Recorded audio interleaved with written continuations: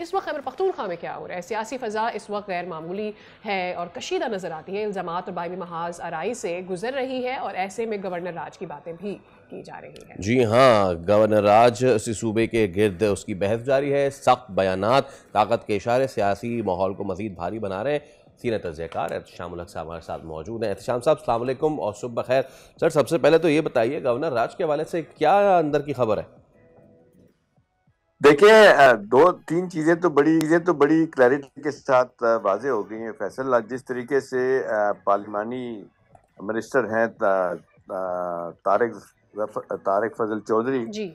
उसके बाद राना सनाउल्लाह और तीसरे तलाल चौधरी साहब जो स्टेट मिनिस्टर हैं इंटीरियर के, ये तीनों कह चुके हैं कि जी ये बाकायदा एक ऑप्शन है, हम यूज कर सकते हैं, आईनी तौर पे गवर्नर रूल लग सकता है। उससे पहले आपने देखा कि अभी चंद दिन पहले जिस तरीके से फैसल करीम कुंडी आके मुलाकात कर गए थे टॉप हायरार्की से यहाँ पे इस्लामाबाद में, जो गवर्नर है केपी के, तो कई हवालों से कहा जा रहा है कि बड़ा सीरियस गवर्नेंस का वहाँ पे इशू है, करप्शन है, दहशत गर्दी है। नतीजतन अब यह है कि जिस तरह माहौल इतना तनाव का बन गया है, तो ये ऑप्शन भी है जिस पे गौर किया जा रहा है। दूसरी तरफ पार्लियामेंट में आपने देखा, जो अच्छा जईक को बनाने के लिए वो कह रहे हैं जी नोटिफिकेशन इशू करें, उन लीडर ऑफ द ऑपोजिशन का पीटीआई, और यहाँ तक उन्होंने कह दिया कि जी हम तो पार्लियामेंट को लगा देंगे, आग लगा देंगे। उसके बाद बड़ा रिएक्ट किया आपने देखा स्पीकर साहब की तरफ से कि ये क्या बात कर रहे हैं। अब मसला वहाँ पे है कि वो कह रहे हैं स्पीकर साहब के जी कुछ लोग वहाँ पे अदालत में चले गए हैं कि भी इनकी नोटिफिकेशन जारी ना किया जाए, इनका जज साहब का। वो कहते हैं ये मामला सब जुडिस है, अदालत में है, लिहाजा हम नहीं कर सकते।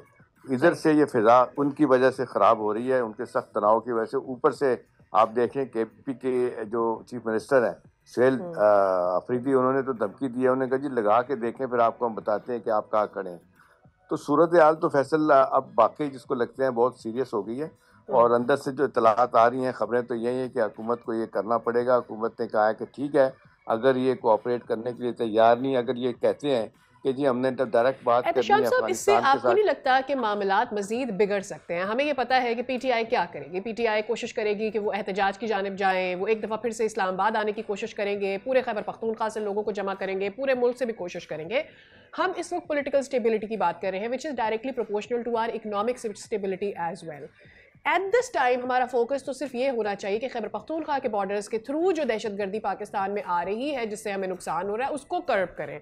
सो why don't we focus on that instead of governor राज?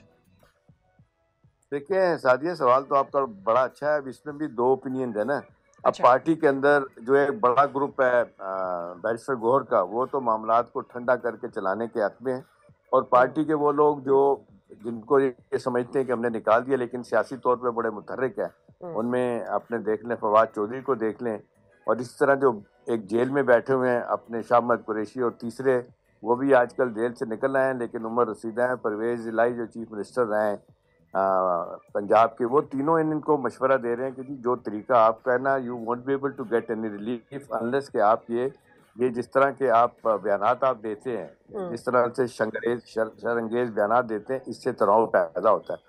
दूसरा ये कि आपकी पोजीशन टेनेबल नहीं है जब तक आप ये कहेंगे हमने डायरेक्ट बात करनी है। केपी की हुकूमत कहेगी कि जी हमें तो बात करेंगे, और जिरगे भी करा के आपने देख लिए बात नहीं बनी। देखिए सादिया, सूरत हाल ये है कि अब ये 26 नवंबर गुजर गई है, नहीं कर पाए। इन्होंने प्लान किया था बड़ा जलसा जुलूस, एक छोटा जलसा किया उन्होंने जिस पे पार्टी के अंदर इख्तलाफात पैदा हुए। जो इन्होंने पेशावर में किया था वो भी पूरा पंडाल नहीं भर पाया। अब लोग कह चुके हैं कि जी आप सारे अपने ऑप्शन एग्जॉस्ट कर चुके हैं, तहरीक आपसे चली नहीं है, और आपसे ये बार बार कहा जा रहा है कि जी आप कोई और तरीका अडॉप्ट करें जिससे मामलात सुलह सफाई की तरफ जाएं और आपको कोई रिलीफ मिल सकता है। लेकिन आप देख लीजिए, पहली पाकिस्तान की सादिया हुकूमत है जो अपोजिशन पार्टी है, वो जो वहाँ पे तो इनकी हुकूमत है, जो यहाँ पे सेंटर में बैठे हुए ये कहते हैं कि हम धौंस धांधली से जिसको कहते हैं गाली गलौज से अपने मामलात को अपने हक में कर सकते हैं। तो मेरा ख्याल है ये बात नहीं बनेगी। ठीक है, सियासी तौर पे बाज़ औक़ात ऐसा होता है कि आपकी बहुत सारी चीज़ें ऐसी होंगी जो आपका नुक्ता नज़र ठीक होगा, लेकिन जब आप ओपोजिशन में होते हैं तो आप रिसीविंग एंड पे होते हैं। आप इस तरह की बातें करके ये बात नहीं मानी जा सकती। और दूसरा साथिया, ये बात माननी पड़े कि वो कहते हैं ना पावर पॉलिटिक्स कुछ और होती है, पॉपुलर पॉलिटिक्स कुछ और है। तो ये अब पावर पॉलिटिक्स में ये दूर दूर तक उसके करीब नहीं जा रहे, नतीजतन पार्टी को बेतहाशा नुकसान हो रहा है। सैनर एलिमेंट में जाती तौर पे कुछ लोगों को मैं जानता हूँ जिन्होंने हमसे बातें की हैं, वो ये कह रहे हैं कि ये पार्टी तबाह हो रही है। और दूसरा है कि जिस तरीके से पार्टी का चीफ कुछ कहते हैं, बाकी लोग कुछ और कहते हैं। मसलन उन्होंने कहा पार्टी के अंदर ये बहस हो रही है कि जब बानी पीटीआई ने मना कर दिया था कि आपने बाइकआउट करना है ये बाई इलेक्शन का, तो आपने क्यों हिस्सा लिया। इस पे भी कहते हैं कि बानी पीटीआई को गुस्सा है, आपने सिलेक्टिवली आपने किया, हरीपुर का इलेक्शन आपने लड़ा, लाहौर का इलेक्शन लड़ा, दोनों जगह हार गए, उससे भी बड़ी एम्बेरसमेंट पैदा हुई।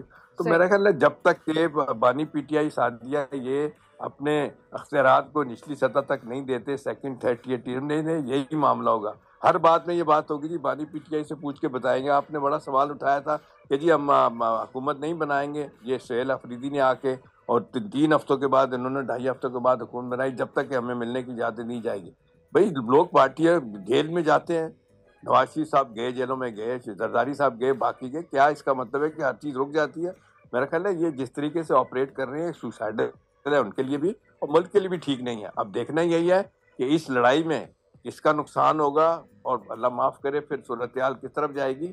अब गवर्नर राज की तो बातें हो रही हैं, अंदर से भी इतलात आ रही है कि एनफ इज एनफ वाली बात कर दी उन्होंने, क्योंकि ये डिलीवर नहीं कर पा रहे, कारकर्दगी वहाँ पे केपी में नहीं है, करप्शन रुक नहीं रही, गवर्नेंस नाम की कोई चीज़ वहाँ पे नहीं है।